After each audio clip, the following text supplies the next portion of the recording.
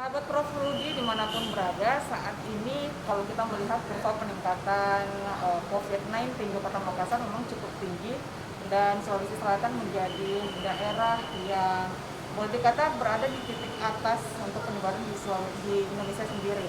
Dan untuk Kota Makassar khususnya, kita memiliki tenaga medis yang cukup berkompeten untuk menangani COVID ini. Saat ini saya sudah bersama dengan Dr. Wahyudi Muhsin, ini humas dari ID Kota Makassar. Dok, seperti apa sih saat ini kondisi tenaga medis kita menghadapi COVID yang ada di Makassar? Ya, kami dari Ikatan Dokter Indonesia Kota Makassar selalu mengatakan bahwa Makassar saat ini menyeramkan. Kenapa kami bilang menyeramkan? Karena hampir setengah daripada yang terkonfirmasi positif itu adalah rata-rata yang menyerang saat ini adalah dokter dan nakes.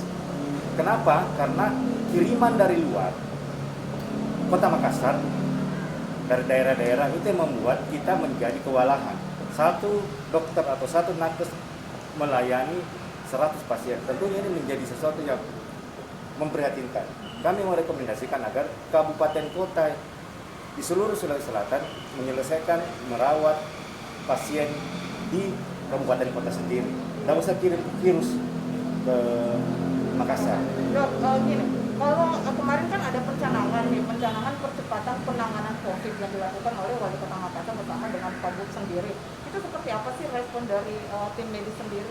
Ya, bagi kami itu kami apresiasi dan tentunya itu jangan hanya sekedar seremonial saja.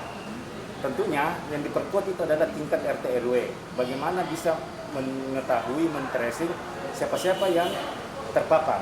Dan tentunya yang paling penting adalah pencegahan. Karena kalau tidak ada, susah. Umpamanya, bagaimana orang yang tidak pakai masker itu dilakukan sebuah tindakan yang maksimal. Karena kalau tidak, susah. Lebih masif lagi. Lebih masif lagi, ini kurang masif. Contoh kita keliling ke pasar, yang memakai masker ke pasar itu sangat kurang. Jaga jarak, physical distancing itu tidak ada. Tapi bagaimana sih dok ini penggunaan masker? Apakah memang sangat efektif untuk tangkal COVID? Dengan masker ini bisa mentangkal sampai 98%. Ingat ini, dengan masker itu bisa menangkal 98%. Berarti efektivitas daripada masker untuk bagaimana memutus rantai COVID itu sangat luar biasa.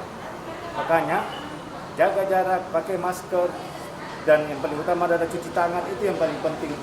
Sederhana, tapi orang pandang enteng. Ingat bahwa sesuatu yang kita jatuh itu karena kristal kecil, bukan kristal besar. Tingkat yang terpapar saat ini ada 6.000.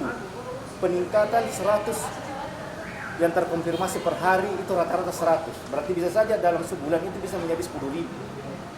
Kalau sudah 10.000 bagaimana? Ini yang harus kita waspadai. Dan OTG itu yang paling banyak saat ini, orang tanpa gejala. Dan prevalensi OTG itu yang ada namanya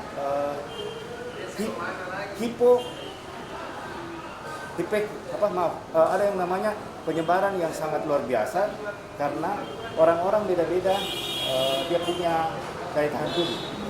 Imunitas hiperhipoksia namanya. Hiperhipoksia itu adalah penurunan saturasi oksigen.